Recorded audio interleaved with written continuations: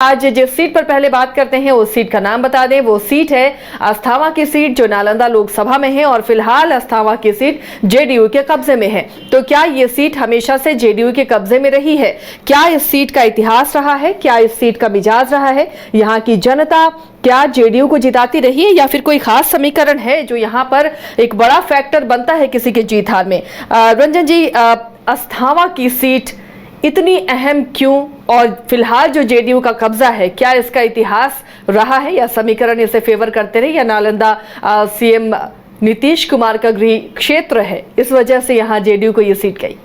देखिए, जब अस्थावा विधानसभा सीट की हम लोग बात कर रहे हैं तो इसका महत्व तो इसी से बढ़ जाता है कि ये मुख्यमंत्री नीतीश कुमार का गृह जिला है। और अस्थावा विधानसभा के अगर आप परिणाम का आकलन करें तो इसके मिजाज को परखें तो एक वो वक्त था कि 1985 तक आप देखिए तो ये हर चुनाव में अपना मिजाज बदल लेता था। फिर 1985 से 2000 के बीच का समय आया जब किसी व्यक्ति विशेष पर जो है इस विधानसभा ने विश्वास किया और उनको जो है 4 चुनावों में 3 में जीत दिला दी, 4 में से 3 में जीत दिला दी। लेकिन फिर आता है साल 2005 और उसके बाद जब आप 21वीं सदी में आती हैं तो फिर यहाँ पर सिर्फ और सिर्फ दिखते हैं तो नीतीश कुमार और नीतीश कुमार ही दिखते हैं, क्योंकि उनके एक प्रत्याशी जितेंद्र कुमार लगातार 5 चुनाव से यहाँ जीत रहे हैं और वो इस बार जीत का सिक्सर लगाना चाहते हैं। हालांकि उनके राह में रोड़े बहुत हैं। इस बार क्या चुनावी समीकरण होगा इस पर भी बहुत कुछ निर्भर करेगा। जो जितेंद्र कुमार हैं, डॉक्टर जितेंद्र कुमार कह लीजिए, वो जो हैं जब 5 बार से जीत रहे हैं, कुर्मी जाति से हैं, तो इस बार ये देखना है कि क्या कुर्मी उम्मीदवार के खिलाफ कुर्मी ही प्रत्याशी होगा या इस विधानसभा में भूमिहार भी जो हैं उनकी संख्या बहुत अच्छी है, तो क्या भूमिहार कैंडिडेट उनके खिलाफ उतारा जाएगा या फिर यादव कैंडिडेट उतारा जाएगा, क्योंकि यादवों की संख्या भी बहुत ज्यादा है। और ये एक्सपेरिमेंट अगर आप पिछले 5 चुनाव से देखें तो होते रहे हैं। मतलब जितेंद्र कुमार के खिलाफ भूमिहार कैंडिडेट भी चुनाव लड़ चुके। आप पिछला चुनाव कुर्मी उनके उम्मीदवार थे, वो उनके खिलाफ लड़ चुके। यादव कैंडिडेट भी उनके खिलाफ चुनाव लड़ चुके हैं। तो ये चीजें जो है वो देखने को आती हैं। लेकिन इस बार क्या समीकरण महागठबंधन साधता है नीतीश कुमार के इस गढ़ में, इस पर सबकी निगाहें होंगी। देखिए, आमतौर पर यहाँ पर कुर्मी वोटर्स और भूमिहार वोटर्स के बीच एक लड़ाई देखने को मिलती है। लेकिन अगर हम ये चीज़ देखें कि 2010 से अगर हम बात कर लें तो 2010 में जितेंद्र कुमार को 54,176 वोट आया था, मतलब कि 50.65%। और तब उन्होंने कपिलदेव प्रसाद सिंह को जो है 19,570 वोटों से हराया था। कपिलदेव बाबू की एक अपनी छवि थी इस क्षेत्र में, वो भी जो हैं वो भूमिहार लीडर थे। उसके बाद फिर 2015 का समय आता है, फिर से जितेंद्र कुमार चुनाव जीतते हैं और इस बार जो है एलजेपी के छोटे लाल यादव उनके सामने थे। लेकिन जीत जो है उनकी एक बार फिर से 10,444 वोटों से होती है, 58,908 वोट, मतलब कि 54.29% वोट जितेंद्र कुमार को आता है और छोटे लाल यादव को 36.44%, मतलब 48,464 वोट जो है वो आता है। योगेश्वर मांझी भी यहां पर खड़े थे निर्दलीय, उनको 4,259 वोट आता है। फिर 2020 का चुनाव आता है, तब जितेंद्र कुमार के सामने आरजेडी चुनाव लड़ता है। एक लंबे समय के बाद आरजेडी जो है अस्थावा में अपना प्रत्याशी देता है, नहीं तो अमूमन वो इस सीट पर अपना प्रत्याशी दे नहीं रहा था, वो किसी को समर्थन कर देता था। तो आरजेडी ने जो है जब अपना उम्मीदवार दिया तो कुर्मी उम्मीदवार ही दिया और अनिल कुमार महाराज को उन्होंने चुनावी मैदान में उतारा। और इन सब के बीच एलजेपी, चूंकि 2020 का तो ये ट्रेंड था कि जहां जेडीयू का कैंडिडेट वहां एलजेपी कैंडिडेट देगा उसका खेल बिगाड़ने के लिए, और उसने वही काम किया। यहां से रमेश कुमार शर्मा को टिकट दिया जो भूमिहार जाति से आते हैं, और नतीजा ये हुआ कि रमेश कुमार शर्मा जो है 21,844 वोट लाने में कामयाब हुए। तो जीत का मार्जिन जो है वो 11,600 वोटों का रह गया जितेंद्र कुमार का। तो ये पिछले बार के कुछ समीकरण हैं जितेंद्र कुमार। लेकिन एक चीज आप देखें कि जहां 2010 में 50% से ज्यादा वोट था, 2015 में वो 44% से कुछ ज्यादा रह गया, और 2020 में वो 35.8%, मतलब कि वो 36% पर आ गया। तो वोटों में कमी आई है। लेकिन अब इस बार क्या है कि इस बार समीकरण बदलेगा।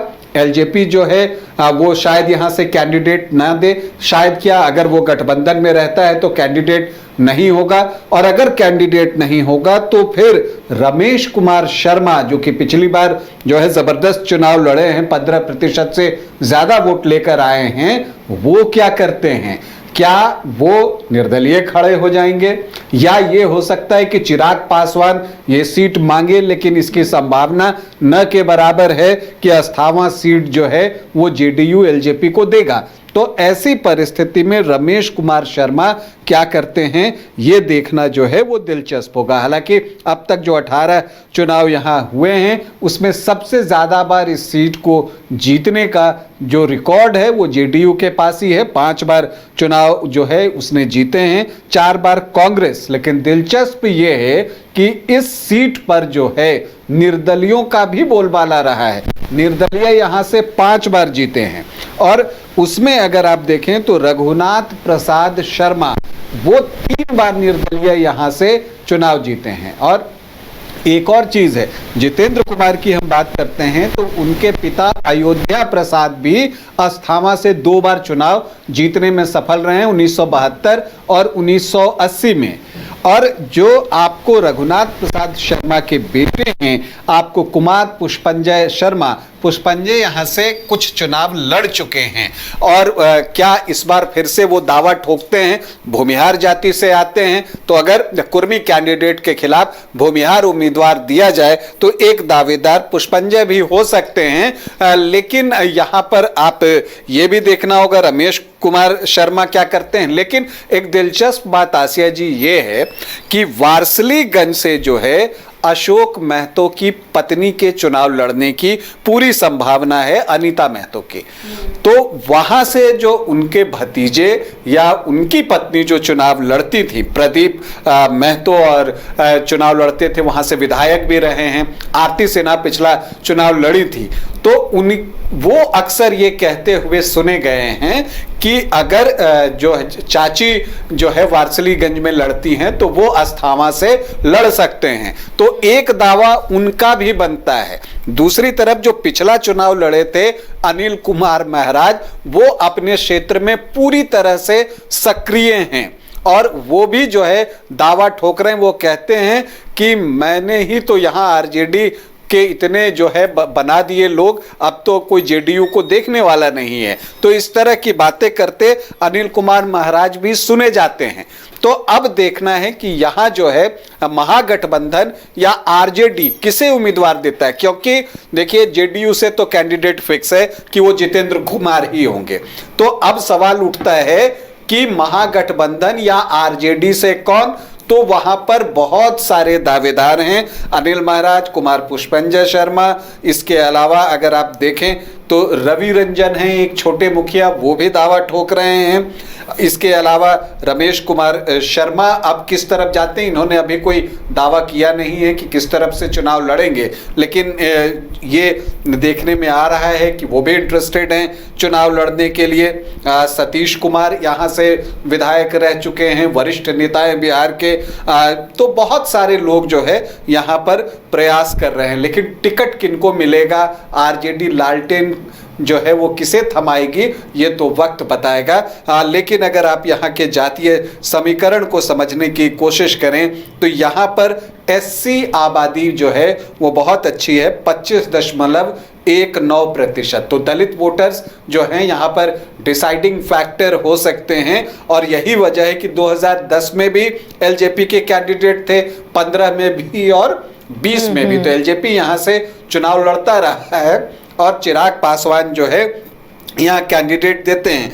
मुस्लिम वोटर्स यहाँ 5.1% हैं, कुर्मी सबसे ज्यादा 16 से 17% के आसपास, भूमिहार 13 से 14% के आसपास, यादव यहाँ पर 12 से 13% के आसपास, और अदर जो सामान्य वर्ग में आते हैं वो भी 2-3% हैं। मल्लाह भी यहाँ पर ठीक ठाक संख्या में है, क्योंकि टाल क्षेत्र है। यहाँ पर अगर आप देखिए तो यहाँ पर मुझे लगता है 2.5-3% जो है उनके भी वोटर्स हो सकते हैं। वैश्य 4 से 6% और बाकी अदर ओबीसी और ईबीसी जो कि जो है एक बड़ा फैक्टर होंगे कि वो किसकी तरफ जाते हैं। तो ये समीकरण है। अगर आप जेडीयू का देखें तो नेचुरली वो कुर्मी 16-17% और एससी के 25.19%, और सामने अगर आरजेडी ने कुर्मी कैंडिडेट ही दिया तो वैसी परिस्थिति में भूमिहार भी एनडीए की तरफ आ सकते हैं। अगर भूमिहार कैंडिडेट दिया तब वैसी परिस्थिति में एक नया समीकरण जो है वो बनेगा, और वो देखना होगा तब जो है दलित वोटर्स और ओबीसी ईबीसी जो अदर्स हैं उनकी भूमिका महत्वपूर्ण हो जाएगी।